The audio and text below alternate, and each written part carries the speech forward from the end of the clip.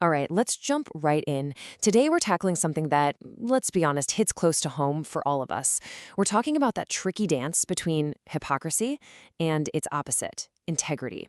The insights we're digging into come from a really thought-provoking piece by D.R. Nayar. So let's get started. And boom, the piece kicks off with this line. It's so simple, but it's also, well, it's undeniably true, right? It just makes you stop and think.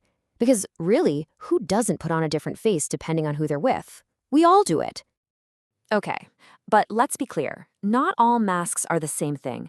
I mean, there's the polite smile you give your barista. That's just part of getting through the day. But that's not what we're talking about here. We're zeroing in on a totally different kind of mask, the kind that's designed to lie. And really, this is the heart of it, isn't it? It's when what you say and what you do are two completely different things. That disconnect. It sounds simple, but wow, the fallout from that can be absolutely huge. But wait, it gets deeper. Because this isn't just about, saying you're on a diet and then sneaking a donut. We all do that. The piece we're looking at argues that real hypocrisy is something way more damaging, something that really eats away at things. And here it is. This is the core idea. Hypocrisy isn't just a personal failing. It's a betrayal. You're breaking the trust someone put in you. You're betraying the very ideas you claim to stand for. And you see it all the time, right? The person who goes on and on about honesty and then cheats on their taxes. The friend who talks all about kindness, but then starts gossiping the second you turn your back. That's the gap we're talking about, the huge space between our words and our real life. Now, hypocrisy isn't always this big, dramatic thing. A lot of the time, it's way more subtle. It lives in those little gray areas. The small ways we kind of bend the truth. The author has a great name for them: clever edits. And that just leads to this killer question, doesn't it? Is a half-truth basically a whole lie? It really makes you think about all those little white lies, the things we leave out. We tell ourselves they're no big deal. But are they?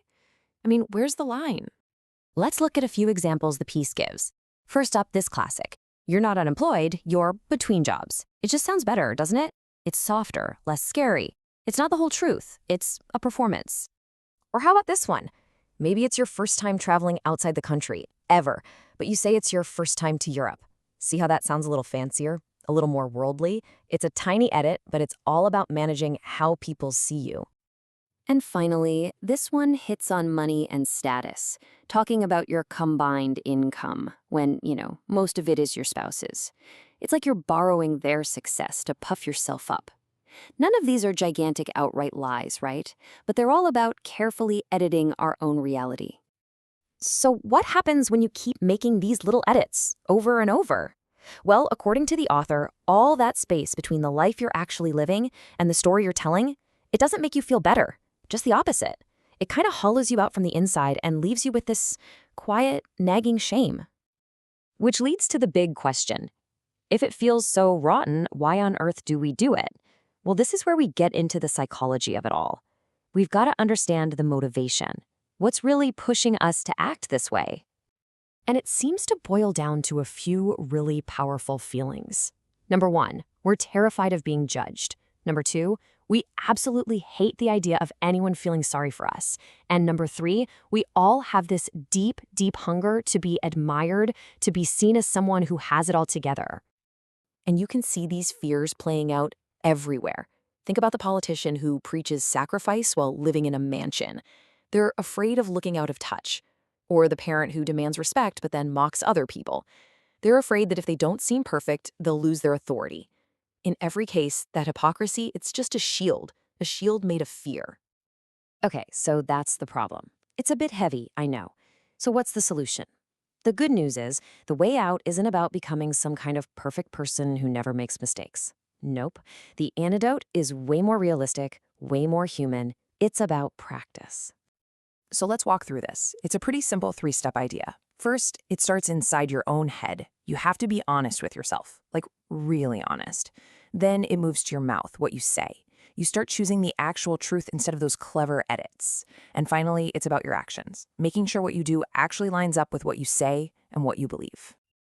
And this right here, this is the whole point. Having integrity isn't about pretending you have no flaws. It's the exact opposite. It's about owning them. Being able to admit you're not perfect. That's what makes you human.